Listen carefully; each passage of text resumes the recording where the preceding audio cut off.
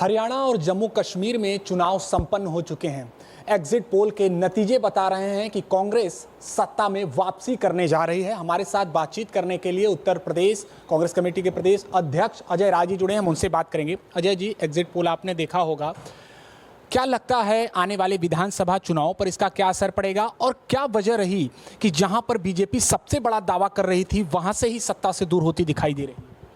मैं जनता का पोल देखता हूं, जनता का जो काम करने का तरीका है, जनता किस तरफ जा रही है, जनता की सोच क्या है, वो मैं जानता हूं। निश्चित तौर से हरियाणा भी जीतेंगे, जम्मू कश्मीर जीतेंगे, महाराष्ट्र जीतेंगे, झारखंड जीतेंगे और 10 के 10 उपचुनाव उत्तर प्रदेश में भी जीतेंगे, भाजपा को हराएंगे।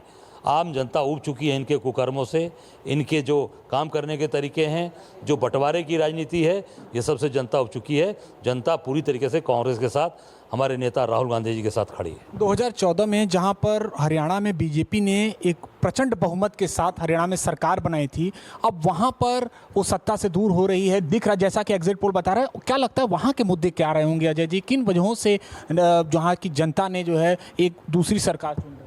बीजेपी ने जहाँ भी प्रचंड बहुमत से सरकार बनाई है, झूठ बोला है, झूठ, भावनाओं को भड़काया है, भावनाओं को भड़काकर, झूठ बोलकर, लोगों को अनाप शनाप लालच देकर सरकार बना लिया, पर वो काम तो कर नहीं पाए। आप सही चीज़ पर खड़े रहेंगे, समय लगता है, राहुल जी सही जगह पर खड़े थे, समय लगा, पर आज राहुल गांधी इस देश के सर्वमान्य और सबसे बड़े नेता हो गए। कारण ये है कि ईमानदारी और सच्चाई वो छिपती नहीं है, ईमानदारी सच्चाई वो दमदारी के साथ खड़ी थी, चीज़ें हैं।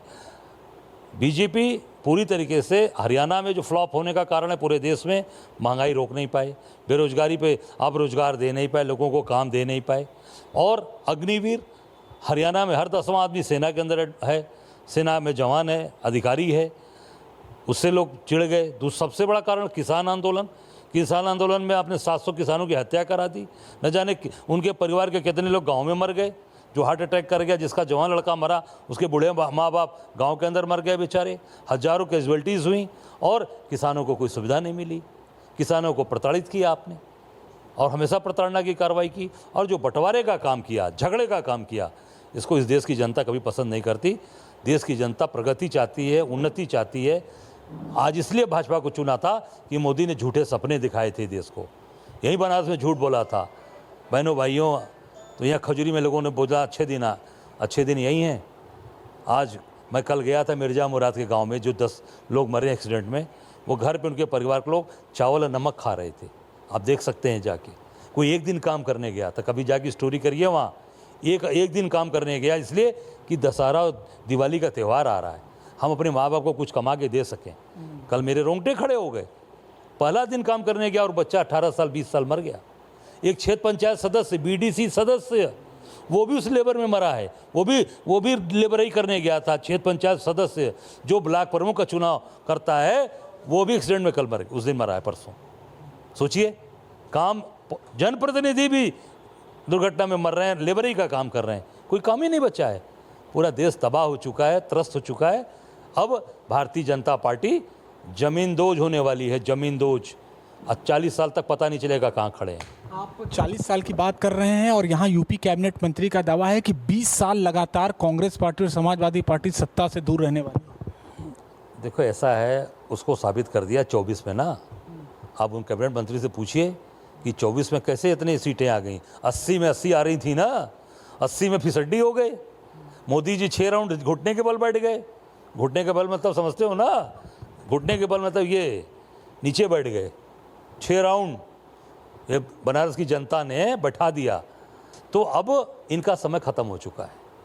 अब देख सकते हो, पूरे देश से जा रहे हैं। और बनारस, जिस पे बहुत घमंड था इनको, बनारस की जनता ने इनको बता दिया कि बनारस की जनता चाहती क्या है, और अपने बेटे के साथ, अपने भाई के साथ जनता रहेगी, न कि ये गुजराती जो झूठे लोग हैं, जो गुजराती आके झूठ बोल रहे हैं, ठग रहे हैं हमारे लोगों को। अब जनता का मन उब चुका है। अब अपने भाई और बंधु, अपने मिट्टी के, जो हमारा मिट्टी का भाई है, हमारे साथ का है, गंगा पुत्र है, दिखावटी बनावटी नहीं है, उसके साथ जनता खड़ी रहेगी। एक नए तेवर, एक नए अंदाज में आपके नेता राहुल गांधी नजर आ रहे हैं। उन्होंने हरियाणा चुनाव में मेहनत की, यात्रा भी निकाल रहे थे। भारतीय जनता पार्टी एक बार फिर उनका जलेबी के बयान को लेकर काफ़ी एक मजाक उड़ा रही है, क्या कहेंगे? भारतीय जनता पार्टी का काम ही यही है, जो काम करेगा, जो मेहनत करेगा, परिश्रम करेगा, ईमानदार है, उसको वो मजाक उड़ाना चाहेंगे। पर मैं इतना कहना चाहूँगा कि राहुल गांधी ने पूरे भारतीय जनता पार्टी को जलेबी की तरह बना दिया है। पूरी भारतीय जनता पार्टी को समझ नहीं रहा है कि किधर से जाएंगे और किधर से निकलेंगे, उसी में घुमरिया आ रही है। जैसे जलेबी होती है ना, पूरा उसी तरीके से पूरी भारतीय जनता पार्टी को मोदी से लेकर और पूरी भाजपा को जलेबी की तरह इन्होंने छान दिया है।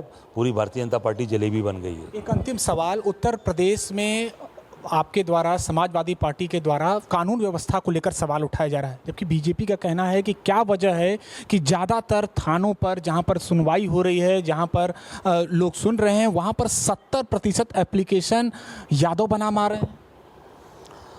देखिए, मैं इतना ही कहना चाहूँगा कि आज जो अपराधी या जो पूरी तरीके से माफिया है, वो भारतीय जनता पार्टी के एमपी हैं, एमएलए हैं या एमएलसी बन के बैठे हैं। जो अपहरण करने वाले थे वो सब एमएलसी बन गए हैं। बच्चों का अपहरण करते थे पहले, आज वो जनप्रतिनिधि बन गए हैं। जो बच्चों को उठाकर पैसा खाते थे, वो आज सब पद पे बैठ गए हैं।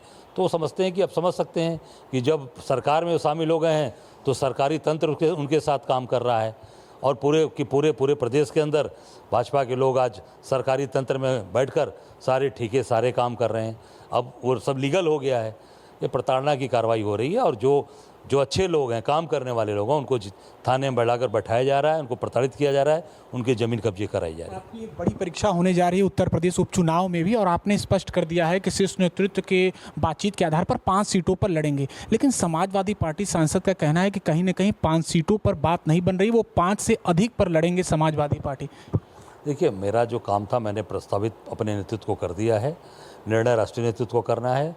हमारा निर्णय एक ही है, हम सब लोगों का। समाजवादी पार्टी का भी यही सोच है कि भाजपा को हराना है। और कांग्रेस तो शुरू से भाजपा से पूरे देश में लड़ रही है। अभी हरियाणा, जम्मू कश्मीर, महाराष्ट्र, अभी आप देखेंगे झारखंड, पूरे देश में इनको हम हराएंगे। भाजपा को हराना टारगेट है हमारा। समाजवादी पार्टी मुझे लगता है कि निश्चित तौर से उनका भी यही टारगेट है। तो हम लोग मिल के लड़ेंगे और भारतीय जनता पार्टी को निश्चित तौर से उखाड़ के फेंक देंगे। बस एक अंतिम सवाल, बुलडोजर, कानून व्यवस्था और इनकाउंटर, लगता है आपको कि चाहे उपचुनाव हो या आगामी उत्तर प्रदेश विधानसभा चुनाव हो, एक बड़ा मुद्दा बनने वाला है? देखिए, बड़ा मुद्दा तो बनेगा ही। बड़ा मुद्दा तो अपने आप मोदी जी, योगी जी बनकर बैठे हैं, क्योंकि सरकार केवल इनकाउंटर से नहीं चलेगी, सरकार केवल बुलडोजर से नहीं चलेगी, सरकार केवल उजाड़ने से नहीं चलेगी। सरकार चलेगी, नौकरी दीजिए, काम दीजिए, महंगाई कम कीजिए, लोगों को सम्मान दीजिए। लोगों को कुछ नहीं मिल रहा है, केवल और केवल बड़ी बड़ी मंदिर के नाम पे आए थे। भगवान राम का मंदिर चू रहा है, टपक रहा है। क्यों? क्योंकि ठेकेदार कौन है? गुजरात का आदमी है। रामपत्र धंस गया। रामपत्र धंसने वाला कौन सा काम हुआ? कैसे हुआ? ये पूरी तरीके से गुजरात की कंपनी ने काम किया। सारे गुजरातियों को ठेका दे रखा है आपने। बनारस के अंदर, पूरे प्रदेश के अंदर काम कौन कर रहा है? गुजरात के लोग काम कर रहे हैं। उनका कोई लगाव नहीं है, कोई अपनापन नहीं है।